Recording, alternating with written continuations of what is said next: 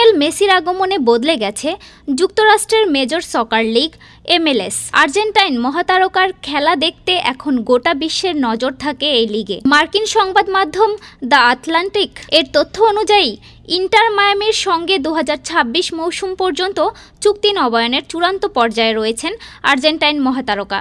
আগামী বছর যুক্তরাষ্ট্র, কানাডা ও মেক্সিকোতে বসবে বিশ্বকাপ ফুটবলের আসর। মেসি সেই আসরে খেলবেন কিনা তা এখনও নিশ্চিত নয়। তবে বিশ্লেষকদের মতে 2026 বিশ্বকাপ সামনে রেখেই নাকি মেসি MLS-এ নাম লিখিয়েছেন।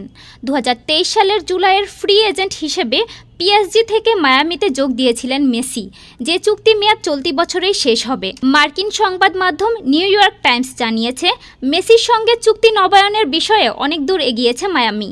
দুই পক্ষের আলোচনা চলছে এবং 37 বছর বয়সী সুপারস্টার চুক্তিতে স্বাক্ষর করবেন বলে আশা করা হচ্ছে, যদিও শর্তাবলী চূড়ান্ত করার কাজ অব্যাহত রয়েছে।